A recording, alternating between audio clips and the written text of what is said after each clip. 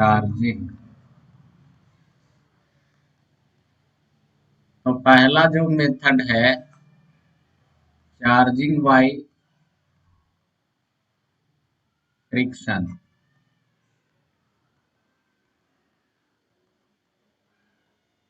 Charging by friction क्या है?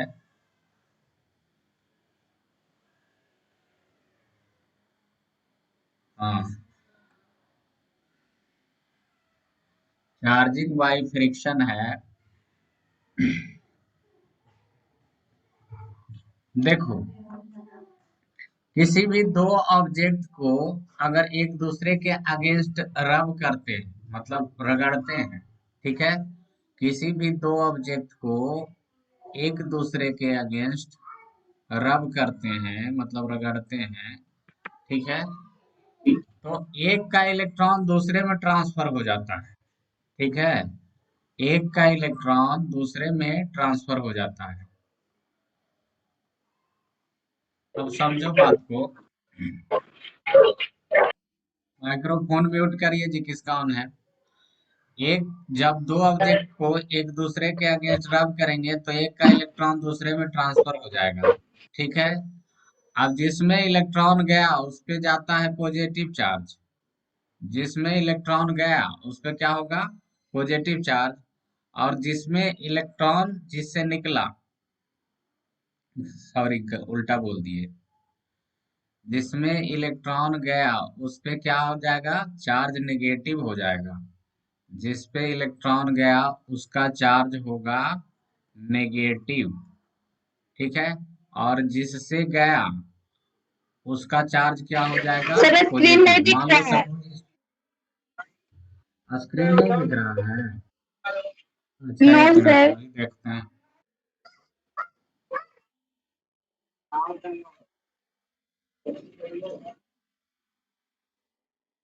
Screen नहीं दिख रहा है तो डिस्कनेक्ट करके फिर से ज्वाइन हो तुम।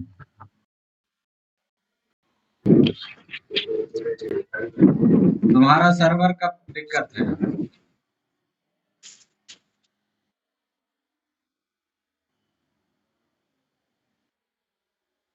देखो, दो ऑब्जेक्ट को अगर एक दूसरे के अगेंस्ट रब करेंगे तो एक का इलेक्ट्रॉन दूसरे पे ट्रांसफर हो जाएगा, ठीक है।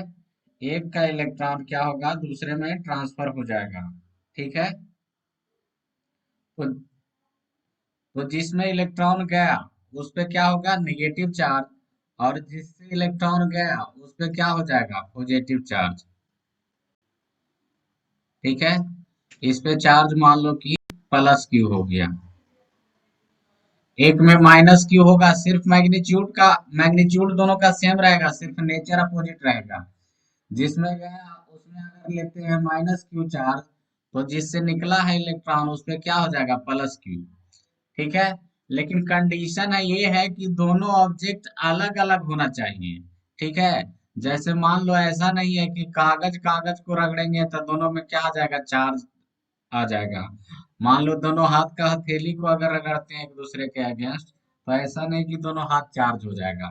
दोनों दोनों ऑब्जेक्ट डिफरेंट होना चाहिए, जैसे बाल और कंघी हो गया, ठीक है। आ, कपड़ा और स्किन हो गया। इस तरीके से दोनों अलग अलग ऑब्जेक्ट होना चाहिए। तो दो डिफरेंट ऑब्जेक्ट को अगर एक दूसरे के अगेंस्ट रब करते हैं तो एक का इलेक्ट्रॉन दूसरे में ट्रांसफर हो जाता है। तो जिसमें इलेक्ट्रॉन जाता है उस पे नेगेटिव चार्ज, और जिससे इलेक्ट्रॉन जाता है उस पे क्या हो जाएगा? पॉजिटिव चार्ज, ठीक है।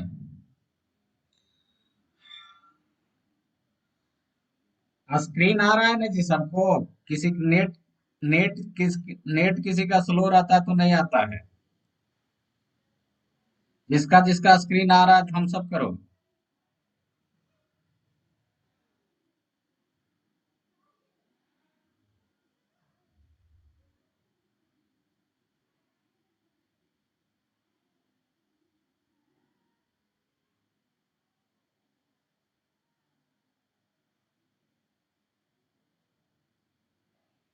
स्क्रीन शो कर रहा है किसी बच्चे का। तो जिसका नहीं शो कर रहा है डिस्कनेक्ट करके फिर से ज्वाइन करो।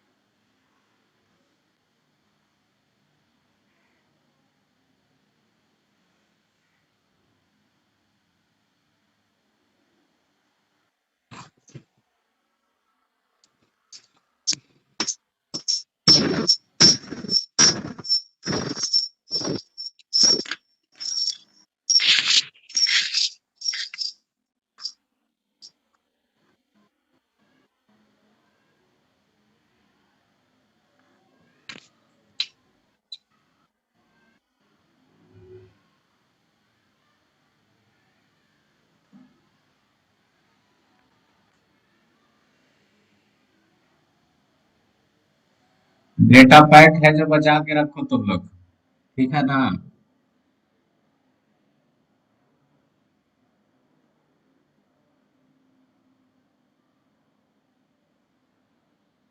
तो देखो, इसको डिफाइन करते हैं, आगे चला जाए।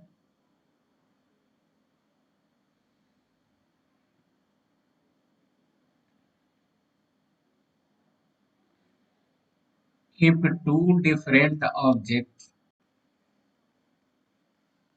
if two different objects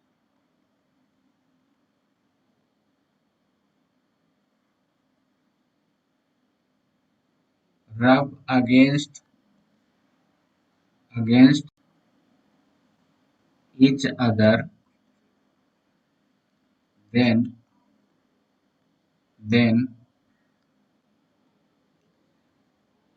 electron of one object electron of one object transferred transferred to another object to another object, ठीक है।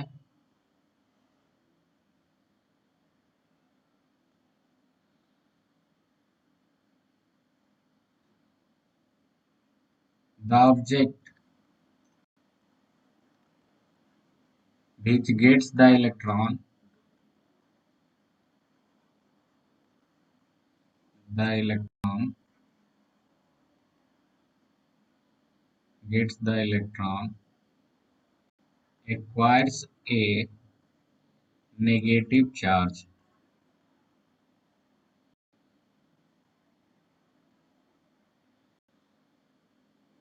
and the object which lose the electron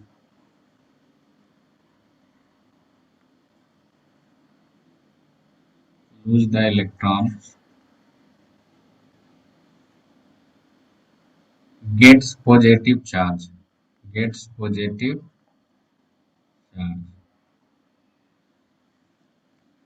note करिए।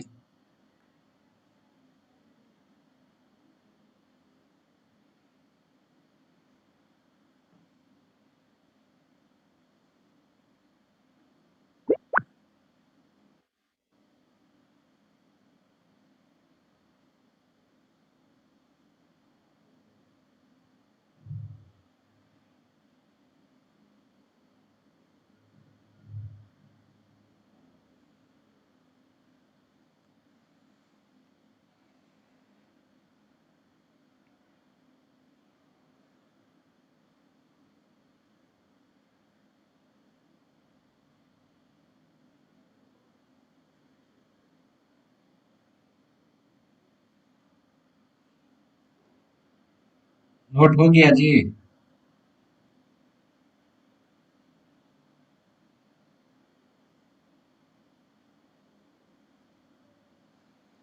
चलो ठीक है।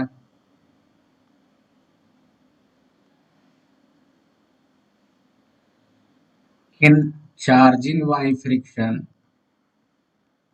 in charging y friction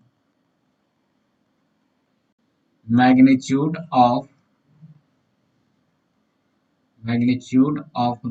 charge on both the objects will be same, but nature of the charge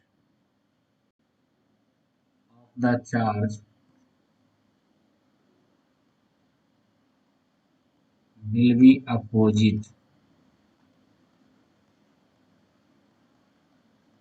दोनों object पे same amount of charge होगा, लेकिन नेचर क्या होगा, अपोजिट होगा, ठीक है।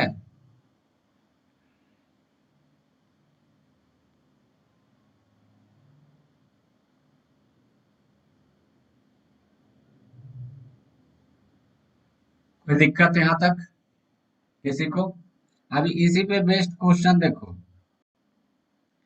If an object is charged by friction,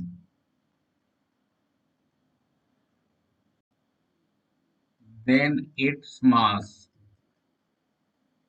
किसी ऑब्जेक्ट को अगर फ्रिक्शन के द्वारा चार्ज करते हैं तब उसका mass, option A decreases, option B में इंक्रीज, ऑप्शन बी में लिखो इंक्रीजेज, ऑप्शन सी में इंक्रीजेज, और में decreases. Option D remains same.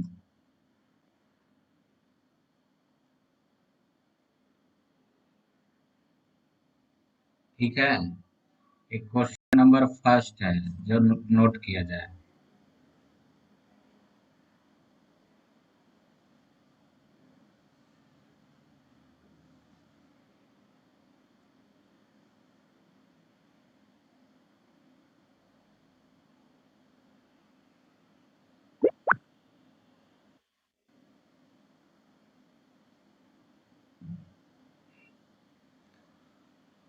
ये सब होमवर्क रहेगा, कल सोच के अच्छा से जवाब देना। 3 क्वेश्चन दे रहे हैं, ठीक है ना? ये नोट हो गया जी? क्वेश्चन नोट कर लिए?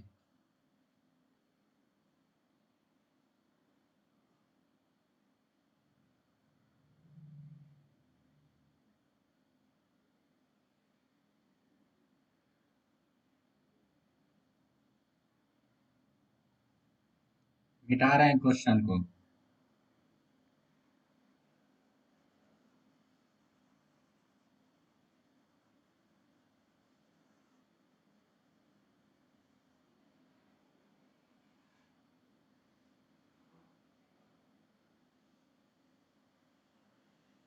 Question number 2, if an object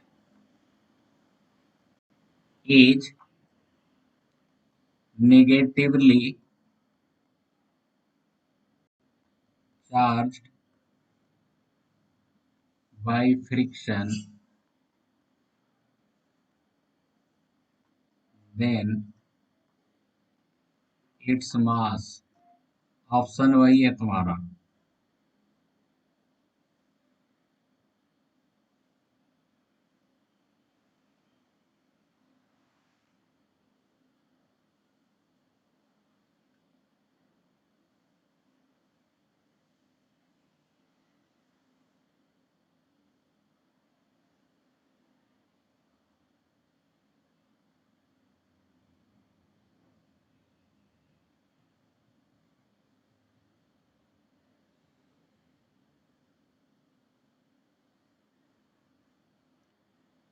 question note हो गया? दूसरा वाला क्वेश्चन नोट हो गया?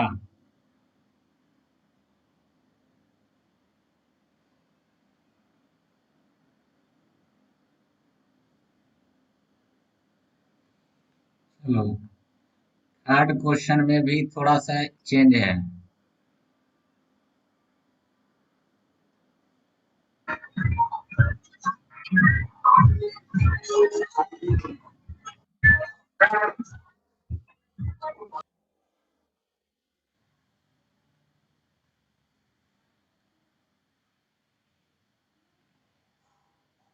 थर्ड क्वेश्चन में नेगेटिवली के जगह सिर्फ पॉजिटिवली है यहाँ, और कुछ नहीं। तो ये 3 क्वेश्चन का अच्छा से सोच के जवाब दीजिएगा, ये होमवर्क है, ठीक है? तो ये चार्जिंग बाय फ्रिक्शन हुआ। अब देखेंगे हम लोग, इसको नोट कर लो जल्दी से, उसके बाद देखते हैं हम लोग।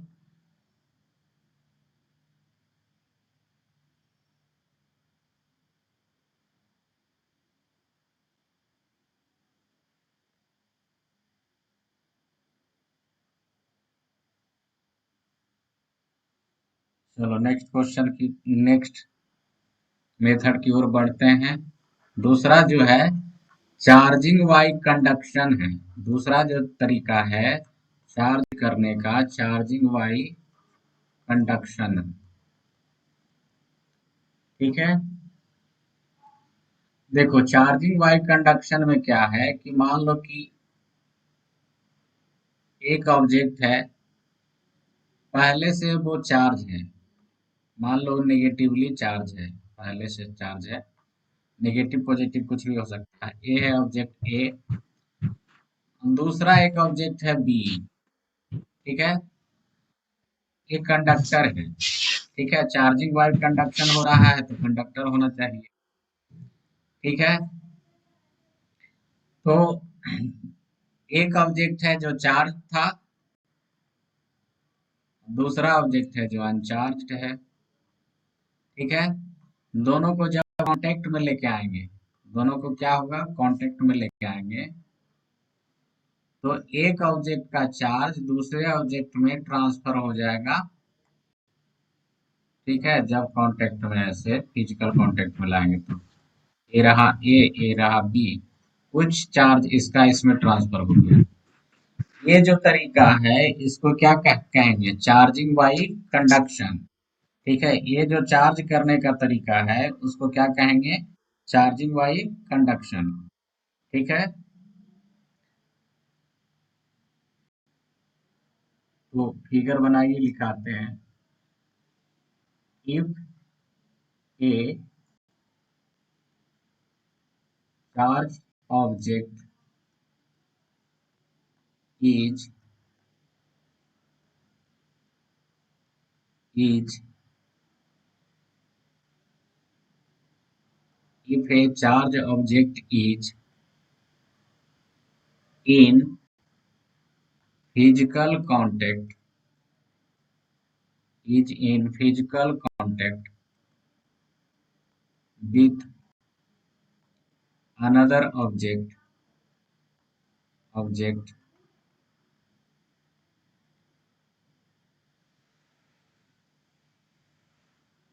then charge of charge of one object is transferred to the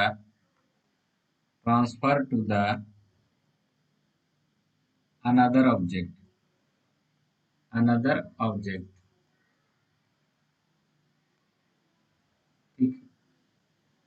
This process is called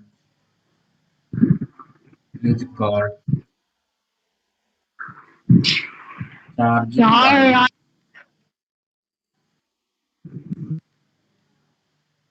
this process is called charging by conduction.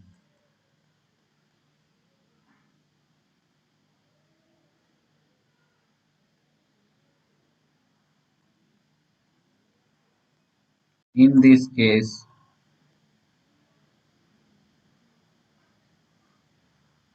nature of the charge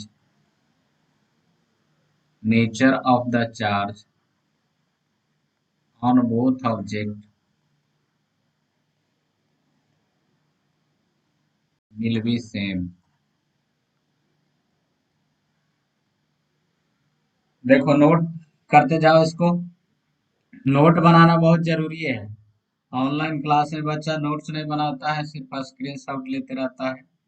ठीक है, वही सबसे बड़ा फर्क ऑनलाइन ऑफलाइन में वही है, डिसिप्लिन का फर्क है।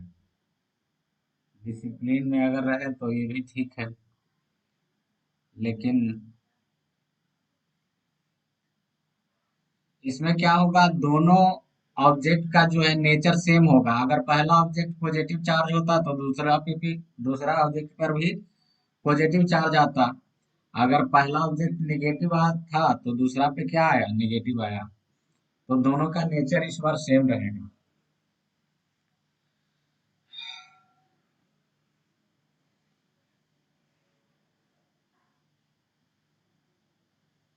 नोट हो जाएगा तो बता देना।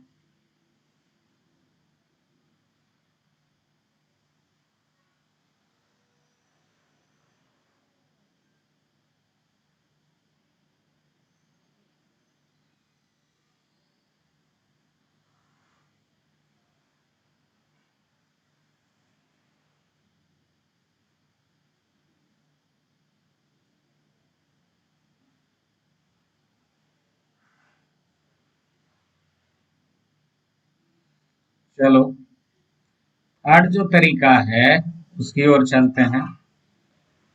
तीसरा जो तरीका है सबसे इम्पोर्टेंट तरीका, चार्जिंग बाय इंडक्शन।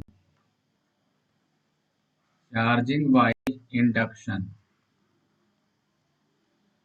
ठीक है। देखो, चार्जिंग बाय इंडक्शन में क्या होता है।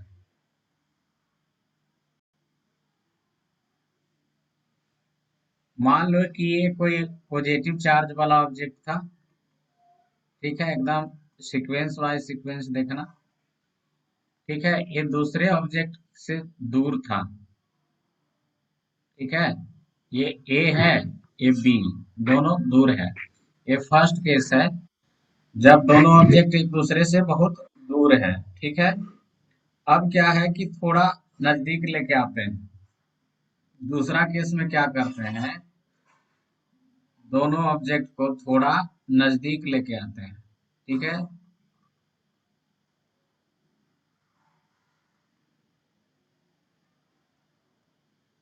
नजदीक लेके आते हैं। अब देखो, दूसरा वाला जो है कंडक्टर है, तो इसके अंदर बहुत सारा इलेक्ट्रॉन होगा। एक कंडक्टर है तो इसके अंदर बहुत सारा इलेक्ट्रॉन होगा। तो बी का जो इलेक्ट्रॉन है ना, इससे अट्रैक्ट होता है, ठीक है। क्योंकि इसमें पॉजिटिव चार्ज है, तो पॉजिटिव चार्ज से इलेक्ट्रॉन अट्रैक्ट होगा, तो इलेक्ट्रॉन अट्रैक्ट होकर इधर भागेगा, ठीक है, पॉजिटिव चार्ज की तरफ। तो इलेक्ट्रॉन इधर आ गया, तो जिधर आया उधर क्या लेंगे, नेगेटिव चार्ज, ठीक है। जिधर आया उधर क्या लेंगे, नेगेटिव चार्ज, जिधर इलेक्ट्रॉन गया। और चूंकि इधर से गया इस साइड से, तो इस साइड क्या ले लेंगे, पॉजिटिव चार्ज, ठीक है।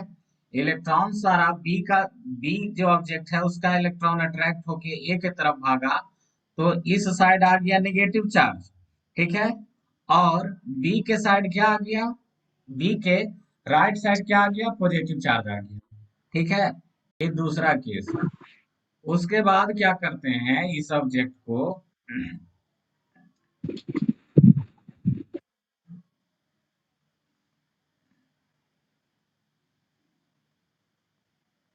उसके बाद वाला स्थिति ये होता है कि ए ऑब्जेक्ट ए है, ये बी है, इस साइड नेगेटिव चार्ज आया है इसका, और इस साइड क्या आ गया है, पॉजिटिव चार्ज, ठीक है। अब इसको अर्थ कर देते हैं, ठीक है। इसको क्या कर दिए, ये अर्थ कर दिए, ठीक है, पृथ्वी से जोड़ दिए। तो देखो, अर्थ है जो जितना इलेक्ट्रॉन इसको जरूरत होगा उतना दे भी सकता है और ले भी सकता है। तो इस केस में क्या है, पॉजिटिव चार्ज है। पॉजिटिव चार्ज है, 5 पॉजिटिव चार्ज है, तो अर्थ से निकला 5 इलेक्ट्रॉन। कितना इलेक्ट्रॉन निकला, 5 इलेक्ट्रॉन। 5 इलेक्ट्रॉन निकला, इधर 5 पॉजिटिव चार्ज था, तो 5 इलेक्ट्रॉन उसके पास गया और पांचों को कर दिया न्यूट्रल, ठीक है।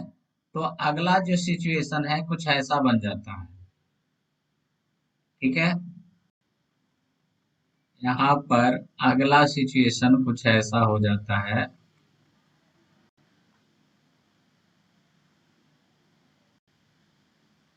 ये है, ये बी है, इधर आ गया नेगेटिव चार्ज, ठीक है। और इधर वाला जो पॉजिटिव चार्ज था, 5 इलेक्ट्रॉन ऊपर गया, उसकी वजह से क्या हो गया, न्यूट्रल हो गया, प्लस माइनस मिलके चार्ज कैंसिल कर दिया, न्यूट्रल हो गया, ठीक है। इतना कोई दिक्कत। तो ये फोर्थ है, यहाँ तक फिगर बनाइए, और कहीं कोई दिक्कत है तो बोलिए।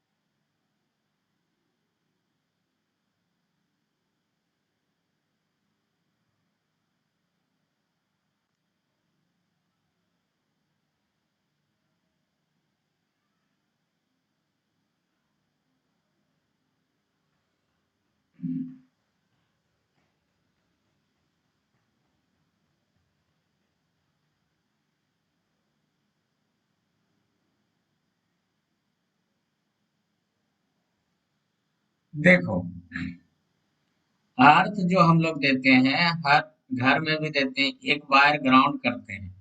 वो ग्राउंड वायर जो अर्थिंग जिसको लोकल लैंग्वेज में कहा जाता है, तो उसका फंक्शन ये है कि जितना इलेक्ट्रॉन की जरूरत होगी उतना दे भी सकता है और ले भी सकता है।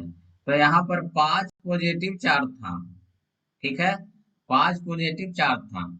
तो अर्थ से 5 इलेक्ट्रॉन निकला, इधर 5 पॉजिटिव चार्ज, ठीक है, मतलब 5 इलेक्ट्रॉन के बराबर चार्ज है, सिर्फ पॉजिटिव है वो, और इधर 5 इलेक्ट्रॉन गया, ठीक है। तो 5 इलेक्ट्रॉन है जो ये पांचों पॉजिटिव चार्ज को न्यूट्रल कर दिया, तो ये वाला चार्ज है जो खत्म हो गया, वही नेक्स्ट फिगर में जो है वो वाला जो पॉजिटिव चार्ज था उसको नहीं दिखाया गया है। ठीक है, कोई दिक्कत? नोट कर लेना तो बता देना।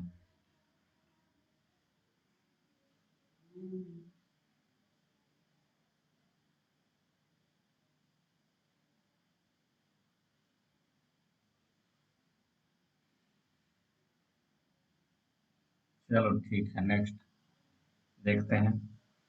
अब क्या है कि फोर्थ केस में क्या हुआ था कि न्यूट्रल कर दिया, तो जो पॉजिटिव चार्ज था वो खत्म हो गया। तो ये ऑब्जेक्ट ए है हमारा, और दूसरा वाला ऑब्जेक्ट ए बी है,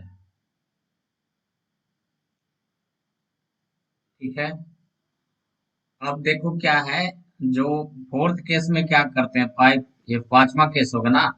अब अर्थिंग को हटा दिए, अर्थ को हटा दिए, तो इधर नेगेटिव चार्ज जो अर्थ लगाए थे ना, जो वायर था उसको हटा दिए, लेकिन अभी भी ये दोनों बहुत नजदीक है। अब अगला सिचुएशन में क्या करते हैं कि दोनों को थोड़ा सेपरेट करते हैं, दोनों को क्या करते हैं, सेपरेट करते हैं।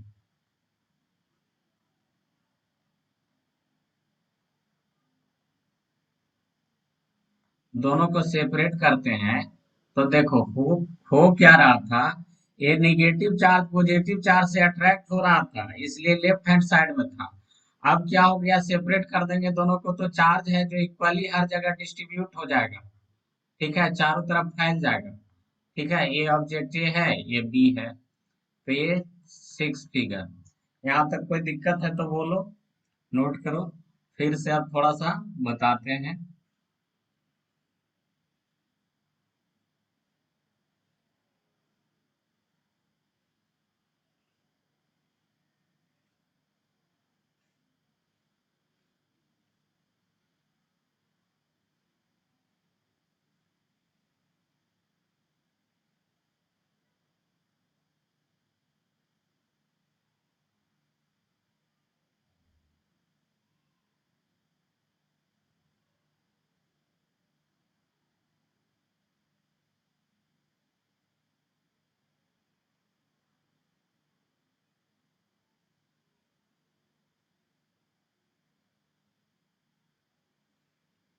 देखो,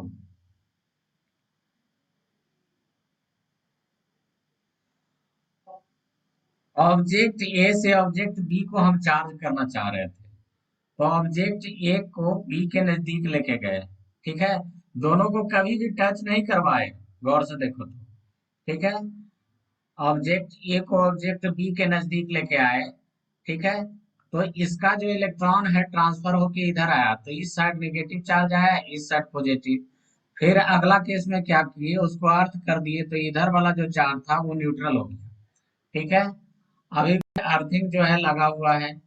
नेक्स्ट केस में क्या किए कि अर्थिंग हटा दिए, तो ये नेगेटिव चार्ज अभी भी पॉजिटिव से अट्रैक्ट है, ठीक है। अगला केस में क्या किए, दोनों को सेपरेट किए, तो ये नेगेटिव चार्ज जो इससे अट्रैक्ट हो रहा था वो इक्वली डिस्ट्रीब्यूट हो गया हर जगह पे। अब गौर करने वाली बात यहाँ पे ये है कि ए के पास पॉजिटिव चार्ज था, तो बी के पास क्या आ गया, नेगेटिव चार्ज। अगर ए निगेटिव होता, इसी का उल्टा भी होता, अगर ए वाला निगेटिव होता तो इस पे क्या आता, पॉजिटिव चार्ज आता, ठीक है। तो चार्जिंग वाइल इंडक्शन में जिस ऑब्जेक्ट से दूसरे को हम चार्ज करना चाह रहे हैं, उन दोनों में अपोजिट नेचर का चार्ज अपीयर होता है। एक में प्लस होगा तो दूसरे में क्या हो जाएगा, माइनस। एक में प्लस तो दूसरे में क्या हो जाएगा, माइनस। ठीक है। तो पहली बात तो ये ध्यान रखना है कि चार्जिंग बाय इंडक्शन में क्या होता है, अपोजिट नेचर का चार्ज अपीयर होता है। एक में नेगेटिव होगा तो दूसरे में क्या होगा, पॉजिटिव होगा। ठीक है। दूसरा चीज ये ध्यान रखना है कि दोनों ऑब्जेक्ट में कहीं फिजिकल कांटेक्ट नहीं हुआ, ए और बी के बीच में कहीं भी फिजिकल कांटेक्ट नहीं हुआ। समझे बात को, तो ये ध्यान रखना।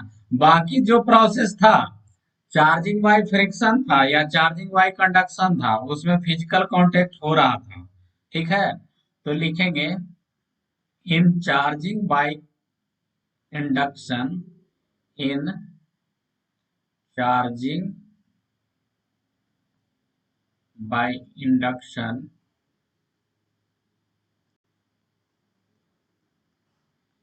There is no physical contact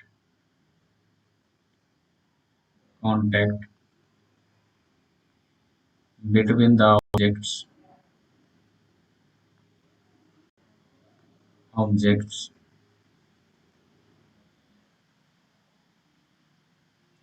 और एक चीज और इसमें याद रखने वाली बात क्या है, charge of opposite nature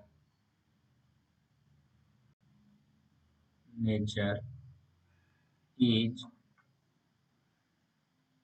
appears on the second object।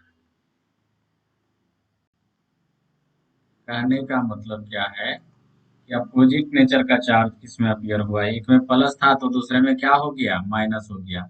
ठीक है। तो ये मेथड्स ऑफ चार्जिंग खत्म हो गया।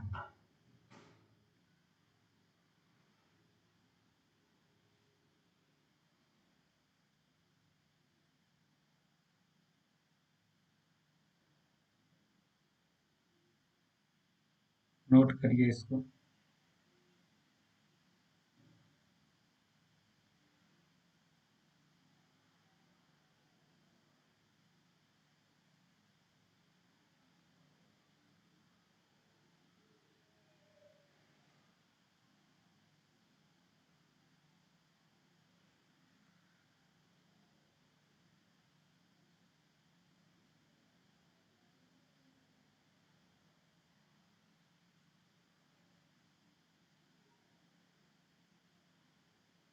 हो गया। चलो क्वेश्चन लिखो। In which of the following process, in which of the following process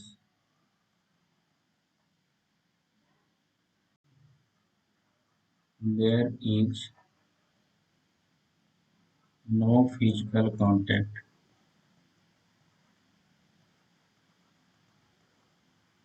between the object, between the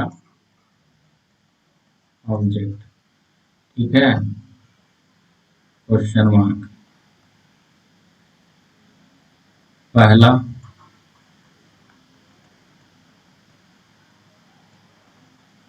charging by friction.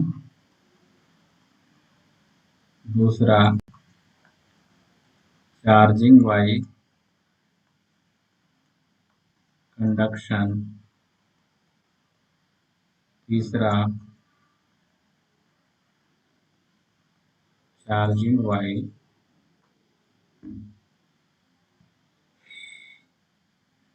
Charging by induction.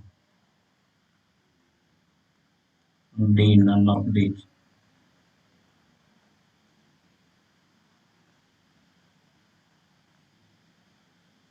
ठीक है। क्या हो जाएगा इसमें, ऑप्शन सी।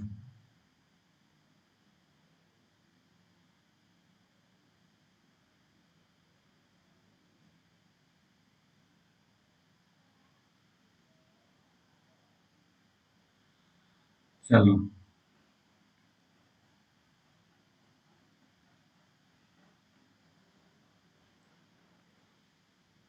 अब अगला टॉपिक की ओर बढ़ते हैं। टाइप्स ऑफ, सही answer, types of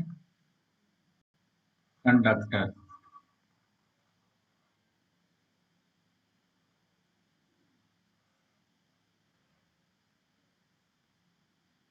types of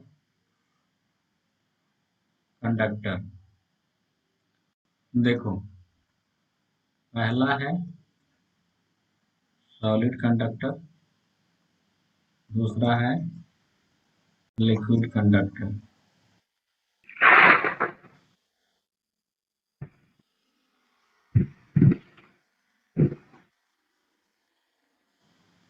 देखो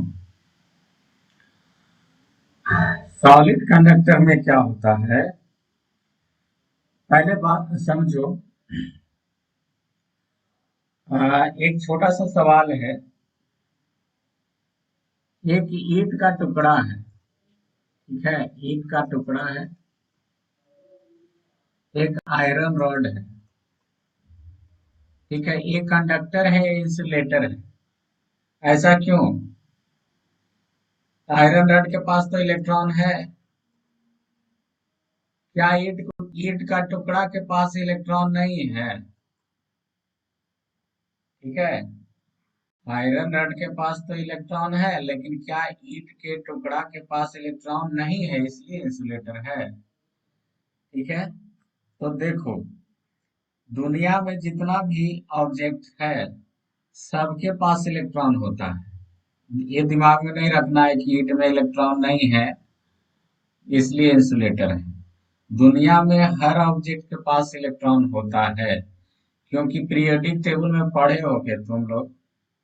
ठीक है, पीरियोडिक टेबल में जितना भी एलिमेंट है सब उसी से बना होता है ना कोई ऑब्जेक्ट।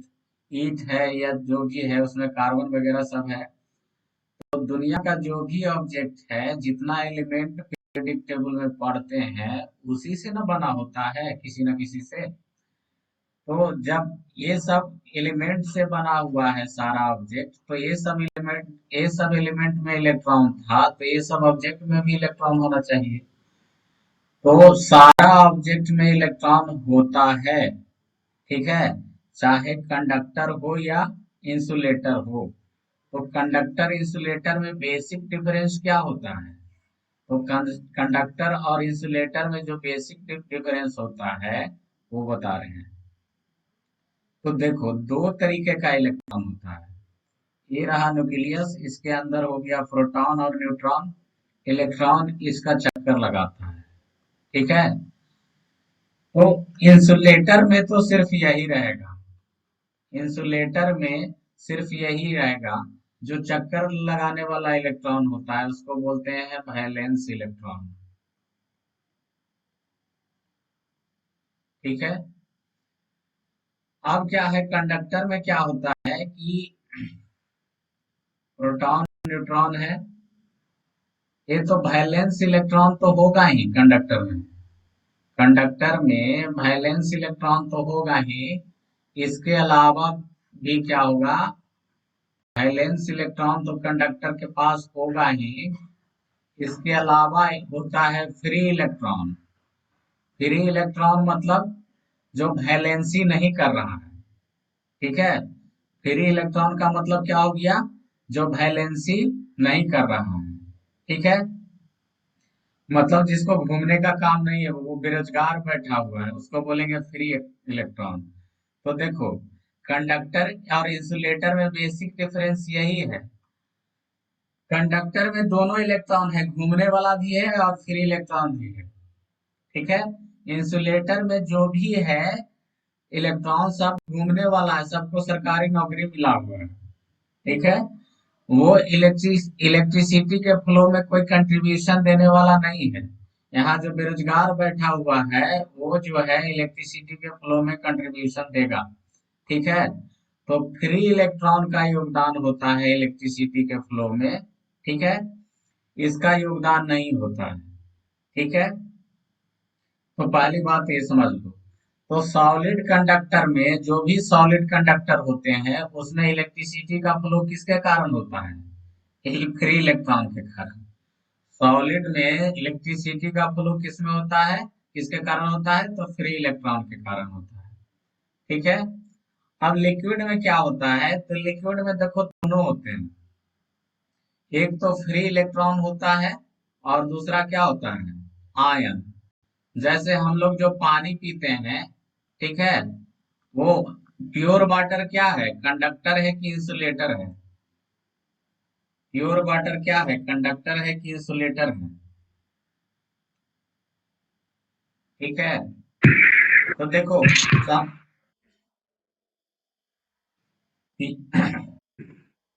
प्योर वाटर का मतलब जो है, तुम्हारा टॉपिक के अनुसार अर्थ उसका बदल जाता है। अगर बायोलॉजी वाले टीचर कहते हैं प्योर वाटर, तो उसका मतलब ये है कि ऐसा वाटर जो हमारे हेल्थ के लिए लाभदायक हो। ठीक है। अगर केमिस्ट्री फिजिक्स में बोला जाता है प्योर वाटर, तो उसका मतलब होता है ओनली H2O, H2O के अलावा कुछ भी नहीं होना चाहिए। ठीक है ना। तो जो हम लोग फिजिक्स में प्योर वाटर कहा गया, उसका मतलब सिर्फ H2O। ठीक है। लेकिन जो ग्राउंड वाटर होता है, जो हम लोग पीने में यूज करते हैं, उसमें H2O सिर्फ नहीं होता है, उसके अलावा मैग्नीशियम आयन रहा, आयरन आयरन रहा, Fe+3, फ्लोराइड होता है। ठीक है ना। ये सब आयन मिले होते हैं। ठीक है। तो देखो इलेक्ट्रिसिटी का फ्लो जो होता है, वो ये सब आयन के कारण हो रहा है उसमें। इलेक्ट्रिसिटी का फ्लो किसके कारण हो रहा है, इलेक्ट्रिसिटी का फ्लो H2O नहीं करवा रहा है, ये तो न्यूट्रल है। इलेक्ट्रिसिटी का फ्लो कौन करवा रहा है, मैग्नीशियम करवा रहा है, आयरन करवा रहा है, ठीक है, फ्लोराइड करवा रहा है। ठीक है। तो प्योर वाटर मतलब ये सब, अगर मैग्नीशियम फ्लोराइड ये सब को हटा दें, तो प्योर वाटर क्या हो जाता है, इंसुलेटर। ठीक है। कोई पूछे प्योर वाटर क्या है, कंडक्टर है कि इंसुलेटर है, तो प्योर वाटर क्या हो जाएगा, इंसुलेटर हो जाएगा। ठीक है। उससे अगर आयंस वगैरह निकाल दें, तो उसका इलेक्ट्रिसिटी फ्लो में कोई कंट्रीब्यूशन नहीं होगा, अकेला H2O इलेक्ट्रिसिटी का फ्लो नहीं करवा सकता है। समझे बात। तो ये हो गया तुम्हारा। तो सॉलिड में इलेक्ट्रिसिटी का फ्लो होता है फ्री इलेक्ट्रॉन्स के कारण, और लिक्विड में मोस्टली किसके कारण होता है, आयंस के कारण। ठीक है। कोई दिक्कत? तो इसको लिखवा देंगे कल अच्छे से। आज का क्लास इतना रहने देते हैं।